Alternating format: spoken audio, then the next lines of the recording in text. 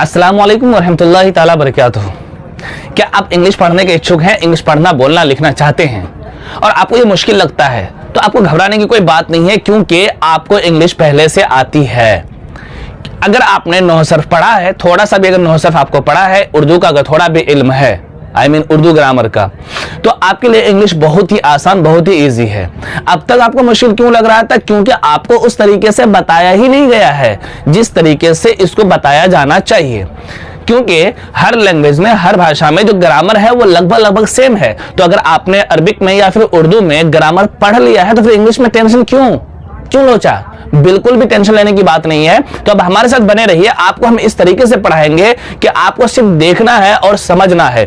एक बार आप समझ जाएंगे, एक बार देख जाएंगे, तो आपको कुछ इंग्लिश में याद करने की जरूरत बिल्कुल भी नहीं पड़ेगी। मेरा यह तजुर्बा कहता है कि मैंने मदरसे के बच्चों को पढ़ाया है और वो कम ही दिनों में जीरो से हीरो तक की ग्रामर को पढ़ लिया है। तो आप भी बहुत ही जल्द सीख जाएंगे। तो शुरू करते हैं आज का ये वीडियो। हमने भी बहुत ही कम समय में इंग्लिश ग्रामर को बहुत अच्छे से समझने और सीखने लगा था और समझ गया था। क्यों? उसकी वजह सिंपल सी है कि हमने अरबी में और उर्दू की ग्रामर को अच्छे से पढ़ा था। और जब उसका ज्ञान आपके पास होता है, तो फिर दुनिया का कोई भी आप ग्रामर पढ़े, आपके लिए बड़ी आसान सी चीज है। बस शर्त यह है कि दोनों चीजों को आपको मिलाना आना चाहिए। यकीन जानिए, इस वीडियो को देखने के बाद आपको लगेगा कि अरे यार, ये सब तो मुझे आता था, कुछ नया क्या था इसमें? बस वही तो मैं भी बोल रहा हूँ। पूरी ग्रामर आपको पढ़ा देंगे हम यहाँ पर, लेकिन आपको कुछ भी नया देखने को नहीं मिलने वाला है। क्योंकि आप जितने टर्म्स, जितनी चीजें ग्रामर में पढ़े हो, वो काफी है इंग्लिश ग्रामर को समझने और पढ़ने लिखने के लिए। ठीक है, तो आपको सिर्फ समझना है कि इंग्लिश में उस चीज को क्या कहते हैं जो चीज हम उर्दू में पढ़े हैं, या इंग्लिश में उस पार्ट को, उस ग्रामर के हिस्से को क्या कहा जाता है जिस चीज को हमने अरबिक में पढ़ा है। मसलन एक जुमला जब आप बनाते हो तो उसमें क्या होता है? फेल होता है, फाइल होता है, उसके मुतालिकात होते हैं, यही पढ़े होंगे। मुब्तदा होता है, खबर होती है, यही पढ़े होंगे। उसी तरह से इंग्लिश में क्या होता है? सब्जेक्ट होता है, ऑब्जेक्ट होता है, कॉम्प्लीमेंट होता है, वर्ब होता है, प्रेपोजिशन होता है, कंजंक्शन होता है। तो ये सारी चीजें तो आप अरबिक में भी पढ़ा है। तो फिर डिफिकल्ट क्यों है हमारे लिए? बिल्कुल भी डिफिकल्ट नहीं है, बस समझने का फेयर है, समझने का लोचा है। तो आप समझें और हमारे साथ बने रहें। आपको हम इस तरीके से पढ़ाएंगे कि आपको समझ में आसानी से आ जाए और आप याद करना कुछ भी ना पड़े। आपका पहले से जो इल्म है, आपके पास पहले से जो नॉलेज है, वो काफी है इंग्लिश ग्रामर को समझने के लिए। तो ग्रामर क्या होता है? ग्रामर बेसिकली किसी भी भाषा का, किसी भी लैंग्वेज का एक ही चीज है। वो कवायद है, वो वसूल है, जिनके जरिए किसी भी जुबान को पढ़ना, लिखना और बोलना आ सके। जिनके जरिए जो जबान हम सीखते हैं, उन वसूल और उन कवायद को हम क्या बोलते हैं? बेसिकली ग्रामर कहते हैं। आपने अरबी में पढ़ा था कि जो नौह सर्फ है, नौह और सर्फ, ये नौह और सर्फ का क्या काम था? इसका काम बेसिकली यही था कि अरबिक में जो हम टर्म्स इस्तेमाल करते हैं, जो जुमला, जो फ्रेज हम इस्तेमाल करते हैं, वो जो मुरक्कब अल्फाज इस्तेमाल करते हैं, वो सारे अल्फाज को हम किस तरह से उसको तरतीब दें, यही चीज, यही तरीका हम सीख रहे थे। किसमें? नौह में और सर्फ में। तो वही चीज इंग्लिश में जब सीखते हैं तो उसी को हम क्या बोलते हैं? ग्रामर। इसको हम उसूल भी बोल सकते हैं या कवायद भी बोल सकते हैं। क्लियर है? अब जो भी भाषा होती है, जो भी जबान होती है, उस जबान में क्या होते हैं? लेटर्स होते हैं, यानी हुरूफे तहज्जी होती है। ये तो आपने भी पढ़ा है, हुरूफे तहज्जी उर्दू में भी पढ़ा है, अरबिक में पढ़ा है, फारसी में भी पढ़ा है। उसी तरीके से इंग्लिश में भी होते हैं। अगर इंग्लिश में हुरूफे तहज्जी की हम बात करें, यानी लेटर्स या अल्फाबेट, याद रखिए लेटर्स को अल्फाबेट्स कहा जाता है और दोनों को हुरूफे तहज्जी कहते हैं। तो इंग्लिश में अगर अल्फाबेट्स की हम बात करेंगे, वो टोटल है 26। कितने? 26। अब ये जो 26 हमारे लेटर्स हैं, इनको दो भाग में बांटा गया, दो हिस्सों में तकसीम किया गया है। सबसे पहला क्या है? कॉन्सोनेंट। अब सोचेंगे कॉन्सोनेंट क्या होता है? तो कोई दिक्कत नहीं है, हुरूफे सही आपने पढ़ाई है। तो जो हुरूफे सही हैं, उन्हीं को हम क्या बोलते हैं? कॉन्सोनेंट। और ये जो 26 लेटर्स थे, 26 लेटर्स के कॉन्सोनेंट जो हैं वो कितने हैं? 21, यानी 21। तो अब 21 हमारे क्या हो गए? हुरूफे सही, यानी कॉन्सोनेंट हो गए। तो बाकी जो हमारा बचा था 5, यानी जो हमारा 5 बचा है, उसे हम क्या बोलेंगे? वोवेल्स। वोवेल्स को उर्दू में हम क्या बोलते हैं? हुरूफे इल्लत। तो जो हुरूफे इल्लत हैं, उसे हम इंग्लिश में कितने हैं? वो 5 है। क्या क्या है? A-E-I-O-U। A-E-I-O-U, ये हमारे क्या है? वोवेल्स हैं। अब आप सोच रहे होंगे कि वोवेल्स के इंग्लिश में क्या काम? इसकी क्या जरूरत है, इसको इतना इंपॉर्टेंस क्यों दिया जाता है? तो इसकी इंपॉर्टेंस इसलिए है कि आपने अरबिक में हरकत और सकनात पढ़ा है, जबर जेर पेश पढ़ा है ना। तो हरकत और सकनात का काम क्या है? एक लफ्ज को दूसरे, एक हर्फ को दूसरे हर्फ से कैसे जोड़ते हैं, किसकी मदद से? हरकत और सकनात की मदद से। उसी तरीके से इंग्लिश में जब आप कोई भी लफ्ज बनाइएगा तो उसको जोड़ना पड़ेगा, जबर जेर पेश का तो काम करना पड़ेगा ना इंग्लिश में भी। जैसे इंग्लिश में, जैसे अब अरबिक में कहते हैं वैसे इंग्लिश में भी होता है। तो एक हर्फ को दूसरे हर्फ से जोड़ने के लिए, दीगर हुरूफ को एक दूसरे के साथ जोड़ने के लिए हम जिन चीज का इंग्लिश में इस्तेमाल करते हैं वो होता है वोवेल्स। क्लियर है? और अरबिक में उसी चीज को हम किस चीज की मदद से बनाते हैं? हरकत व सकनात यानी जबर जेर पेश की मदद से हम क्या बनाते हैं? लफ्ज बनाते हैं अलग अलग हुरूफ को जोड़ करके। उसी तरह से इंग्लिश में लफ्ज बनाया जाता है, यानी वर्ड्स बनाया जाता है किसकी मदद से? वोवेल्स को जोड़ करके। मतलब कॉन्सोनेंट को, अलग अलग कॉन्सोनेंट को आप एक साथ इस्तेमाल नहीं करेंगे, कॉन्सोनेंट को जोड़ने के लिए कॉन्सोनेंट और वोवेल को मिला करके ही हम एक लफ्ज बनाते हैं। बात समझ में आ रही होगी?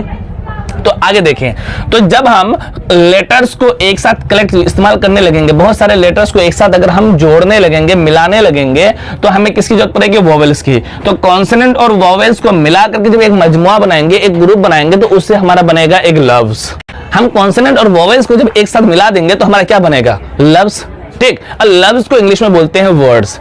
तो आपने लफ्ज की डेफिनेशन में लफ्ज की तारीफ क्या पढ़ा होगा? लफ्ज की तारीफ यही पढ़े होगा कि हुरूफ के मजमुआ जो एक माना दे उसे हम क्या बोलते हैं? लफ्ज बोलते हैं। पढ़ा है ना? तो वही चीज इंग्लिश में आप ट्रांसलेट कर दीजिए क्या, कि लफ्ज यानी जो वर्ड्स होते हैं वो वर्ड्स क्या होते हैं? अ ग्रुप ऑफ अल्फाबेट्स, यानी हुरूफ। अल्फाबेट्स मतलब हुरूफ। तो हुरूफ जो हैं वो हुरूफ का जो ग्रुप है, ये ग्रुप मतलब मजमुआ। तो a group of alphabets that makes sense. समझ आ रही बात? मतलब अल्फाबेट्स का जो मजमुआ है, कौन सा मजमुआ? सारे मजमुए नहीं, बल्कि अल्फाबेट्स यानी हुरूफ के वह मजमुआ जो माना दे, जो कोई मफहूम दे, उसे हम क्या बोलेंगे? वर्ड बोलेंगे। अब वर्ड का मतलब लफ्ज बोलेंगे। फॉर एग्जाम्पल आप यहां पर देखें स्टूडेंट। अब स्टूडेंट ये जो यहां पर क्या क्या मिला है? STUDENT, ये सारे अल्फाबेट्स मिले हैं। ये सारे अल्फाबेट्स मिलने के बाद एक मीनिंग दे रहा है क्या? तालिबे इल्म, है ना? तो ये जो मीनिंग दे रहा है इसी वजह से इसको क्या कहा जाएगा? वर्ड कहा जाएगा।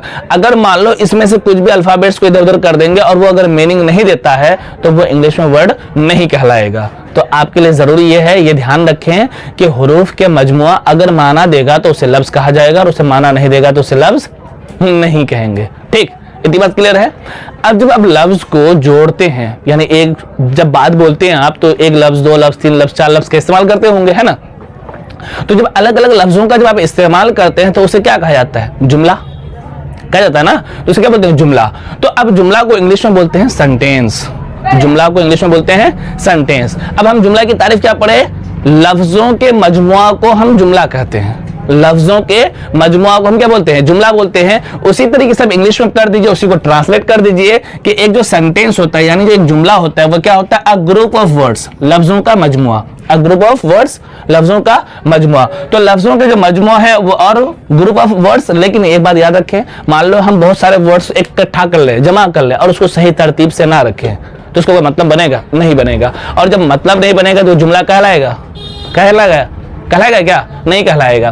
तो आपको भी पता है कि लफ्जों के मजमुआ सिर्फ जमा कर लेने से या बना देने से नहीं होता है, बल्कि उसके अंदर क्या चाहिए? एक मीनिंग चाहिए, एक सेंस चाहिए। उसी तरीके से इंग्लिश में एक जो सेंटेंस होता है यानी जुमला होता है वो क्या होता है? अ ग्रुप ऑफ वर्ड्स, यानी वर्ड्स का ग्रुप होता है। ठीक, और वो क्या होना चाहिए? एक फुल सेंस दे, एक कंप्लीट मीनिंग दे। जब तक कोई सेंटेंस, जब तक कोई लफ्जों का मजमुआ कंप्लीट यानी पूरा माना नहीं देगा वो सेंटेंस नहीं कहलाएगा। बात समझ में आ रही है आपको? ठीक, तो वो सेंटेंस होता है। सेंटेंस क्या होता है? लफ्जों का मजमुआ जो पूरा माना दे उसे हम क्या कहेंगे? सेंटेंस कहेंगे। यहाँ तक अगर आपको वीडियो हमारी पसंद आई हो तो प्लीज हमारे सपोर्ट करें, क्योंकि हम YouTube की दुनिया में नए हैं तो हमें आपकी सख्त जरूरत है, हमें आपके सपोर्ट की जरूरत है। तो अब हमें सपोर्ट कैसे कर सकते हैं? तो हमारे चैनल को सब्सक्राइब करें, है ना? और वीडियो को लाइक और कमेंट बिल्कुल करें, क्योंकि उसमें आपके मशवरे, आपकी राय हमारे लिए बहुत ज्यादा जरूरी है। अपने दोस्तों के पास शेयर करें, उनको बताएं, उन्हें इन्फॉर्म करें हमारे इस वीडियो के बारे में, हमारे इस क्लास के बारे में। हमने पीछे पढ़ लिया सेंटेंस, सेंटेंस क्या होता है, जुमला क्या होता है, ये पढ़ा हम लोगों ने। तो सेंटेंस और एक जो जुमला होता है तो जाहिर सी बात है उसमें कलेक्शन ऑफ क्या होते हैं, वर्ड्स होते हैं, है ना। अब जो वर्ड्स यानी अलग अलग जो लफ्ज उसमें इस्तेमाल होंगे तो जाहिर सी बात है अलग अलग किस्म के लफ्ज भी होंगे। तो अलग अलग किस्म के लफ्ज क्या क्या वो होंगे वो हम आगे जानने वाले हैं। तो यहाँ पे एक चीज ध्यान रखें, आपने सुना होगा पार्ट्स ऑफ स्पीच, बहुत बार इसको सुना होगा कि parts of speech, parts of speech इस नाम से सुना ही होगा। इसका मतलब क्या होता है, तो स्पीच मतलब बात, बात क्या बोलेंगे हम, सेंटेंस उसको बोल सकते हैं। और पार्ट्स मतलब क्या होगा, हमारा हिस्सा, जुज। तो पार्ट्स ऑफ स्पीच क्या होता है, वो किसी भी स्पीच, किसी भी बात, किसी भी सेंटेंस का जो छोटे छोटे टुकड़े करेंगे, जब हम उसके अलग अलग हिस्सा करेंगे तो वो हुआ हमारा पार्ट्स ऑफ स्पीच। अब एक सेंटेंस का पार्ट्स, एक सेंटेंस का हिस्सा क्या होता है, वर्ड्स। तो उस सेंटेंस में 2, 3, 4, 5 जितने भी वर्ड्स इस्तेमाल किए गए हैं उसकी जो डिस्कशन करते हैं हम उसे बोलते हैं वो पार्ट्स ऑफ स्पीच। उसको जब हम डिस्कशन करते हैं वो होते हैं हमारे पार्ट्स ऑफ स्पीच, ठीक। तो जो हमारे वर्ड्स हैं इसको हम पार्ट्स ऑफ स्पीच को उर्दू में हम बोल सकते हैं अज्जाए कलाम।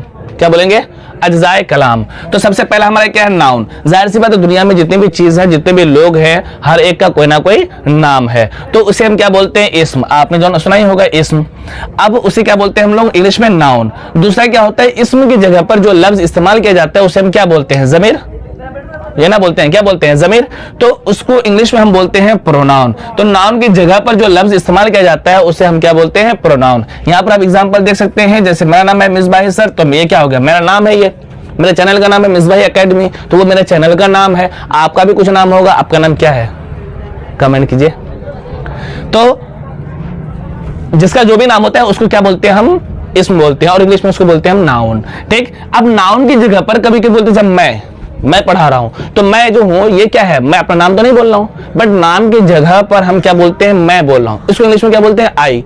उसे तो वह, उसका नाम ना लेकर हम वह बोल देते हैं, तो वो हमारे क्या हो जाएगा, प्रोनाउन। तो इसको हम लोग क्या बोलते हैं, जमीर, और इंग्लिश में बोलते हैं हम लोग प्रोनाउन। अगली चीज है कि नाउन और प्रोनाउन जो होंगे, यानी जाहिर सी बात है कोई व्यक्ति होगा, कोई चीज होगा, कोई शख्स होंगे, है ना, कोई पर्सनैलिटी होगी, तो ये नाउन जो है या प्रोनाउन है उनकी कुछ अच्छाई होगी या उनकी बुराई होगी। उनकी सिफत तो होगी ना, कुछ तो क्वालिटी होगी उनके अंदर या कुछ बुराई होगी। तो उनकी क्वालिटी, उनको विशेषता बताने के लिए, उनकी तफसील बताने वाले जो लफ्ज होंगे उनको हम बोलते हैं एडजेक्टिव। क्लियर है, उसको उर्दू में हम सिफत बोलते हैं, जैसे गुड, बैड, ऑनेस्ट, ब्रेव, बहादुर, है ना। अब जब कोई नाउन है, कोई प्रोनाउन है, कोई व्यक्ति है, वो अच्छा भी हो गया, वो बुरा भी हो गया, तो वो काम भी तो करेगा, कुछ तो करेगा ना। जैसे आप वीडियो देख रहे हैं, ठीक है, मैं क्या बोल रहा हूं, तो कुछ तो काम करेंगे हम ना। तो जो काम है उस काम को इंग्लिश में बोलते हैं वर्ब, उर्दू में बोलते हैं फेल। जैसे रीड, पढ़ना, आप क्या कर रहे हैं, वॉच कर रहे हैं, तो वॉच, याद रखें मोबाइल देखने के लिए वॉच का इस्तेमाल करते हैं, ठीक। अगला देखें, अब जब काम कर रहे हैं तो आप बोलते बोलते देख रहे होंगे, चलते चलते देख रहे होंगे, अच्छे से देख रहे होंगे, चाहे जैसे भी देख रहे होंगे, तो वो जो एक्शन हो रहा है, जो आपका काम हो रहा है, तो उसको भी बताने वाले कोई लफ्ज होंगे कि ये काम किस मैनर में, किस ढंग से, किस तरीके से, कब, किधर हो रहा है, होगा ना। वर्ब को बताने वाले भी तो कोई लफ्ज होंगे, तो उसको हम क्या बोलते हैं, सिफते फेल। सिफते फेल को इंग्लिश में बोलते हैं एडवर्ब। क्लियर इतनी बात। जैसे परफेक्टली, अच्छे से, है ना। अब बात क्या होती है, जब हम दो नाउन या दो प्रोनाउन एक सेंटेंस में इस्तेमाल करना चाहते हैं तो उसको जोड़ने वाले कोई लफ्ज चाहिए। दो नाउन को एक सेंटेंस में जब इस्तेमाल करेंगे तो कभी कभी क्या होता है, हमें जोड़ना पड़ता है, क्योंकि ना वो फाइल होता है ना ही वो मफूल होता है, तो उसको जोड़ना पड़ता है। तो उसको जब हम जोड़ेंगे तो जोड़ने के लिए एक नाउन या प्रोनाउन को जोड़ने के लिए जिस लफ्ज का इस्तेमाल करते हैं हम उर्दू में, उसको बोलते हैं हरफे जार, है ना। उर्दू में क्या बोलते हैं, हरफे जार। उसको इंग्लिश में बोलते हैं हरफे उसको इंग्लिश में बोलते हैं प्रेपोजिशन। उर्दू में क्या बोलते हैं, हरफे जार, और इंग्लिश में उसको बोलते हैं प्रेपोजिशन। जैसे ऑन है, इन है, एट है, वगैरह वगैरह। अब कभी कभी ऐसा होता है कि हम वर्ड को नहीं, लफ्ज को नहीं जोड़ते हैं, बल्कि एक सेंटेंस दूसरे जुमले को दूसरे जुमले से जोड़ते हैं, यानी एक जुमले को दूसरे जुमले से जोड़ते हैं। तो दो अलग अलग जुमला जोड़ करके हम क्या बनाते हैं, एक जुमला बना देते हैं, है ना। तो दो अलग अलग जुमला को जोड़ करके एक जो बनाया जाता है, जिनकी मदद से, उसको उर्दू में हम लोग बोलते हैं हुरूफे अत्फ, यानी हुरूफे आतिफा, और उसको इंग्लिश में बोलते हैं कंजक्शन। ठीक है, ये बात हो गई। अब आगे जो हमारा लास्ट है वो क्या, लास्ट बट नॉट लीस्ट, है ना। तो जो लास्ट है, तो जाहिर सी बात है हम जब बात करते हैं, फीलिंग इमोशंस हमारे अंदर होता है, इंसान है तो फीलिंग इमोशंस होंगे, कुछ एहसासात तो भी हैं। तो जिन शब्दों के जरिया, जिन हरफों के जरिया हम क्या करते हैं, अपने एहसासात को निकालते हैं, अपनी भड़ास को निकालते हैं, अपने फीलिंग्स, अपने इमोशन को निकालते हैं, उन हुरूफ को बोलते हैं इंटरजेक्शन। क्या बोलते हैं, इंटरजेक्शन। और उसको उर्दू में बोलते हैं हुरूफे ताज्जुब या हरफे ताज्जुब, है ना, जैसे होता है ओ है, वाव है, ठीक। तो ये हमारे थे क्या है, पार्ट्स ऑफ स्पीच। अब यहाँ इसके बाद जो हमारे आगे हम पढ़ने वाले हैं वो एक एक करके फिर सबको पढ़ेंगे कि नाउन क्या होता है, प्रोनाउन क्या होता है, एडजेक्टिव क्या होता है, उसके डेफिनेशंस क्या है, उनके काइन क्या है, उसके इस्तेमाल क्या है, उनके अकसाम क्या है, ये पूरे डिटेल्स। अब आपको बताते हैं यही पूरे डिटेल्स आपके ग्रामर हैं, इससे बाहर ग्रामर कुछ है ही नहीं। तो यही पूरी डिटेल्स हम एक एक करके पढ़ने वाले हैं। तो अगले वीडियो में हम लोग डिस्कस करेंगे कि नाउन क्या होता है और नाउन के कितने अज्जा हैं और उनके इस्तेमाल कैसे कैसे हैं, वो आगे के वीडियो में हम लोग पढ़ने वाले हैं। अगर आपको ये वीडियो अच्छा लगा हो तो प्लीज कमेंट और लाइक करना बिल्कुल भी ना भूलें और चैनल को आपको सब्सक्राइब तो करना ही है। और हाँ, इंपॉर्टेंट बात, आप कहां से वीडियो को देख रहे हैं और आपको ये वीडियो कैसा लगा, क्या आपको और जानना है, क्या तफसील में कमी रह रही है आपके लिए, तो वो बातें हमें जरूर बताएं। जरूर कोशिश करेंगे कि अगले वीडियो में वो चीजें कवर की जाए। और हाँ, आप कहां से देख रहे हैं वो भी जरूर बताएं। Thank you so much for watching miss भाई एकेडमी।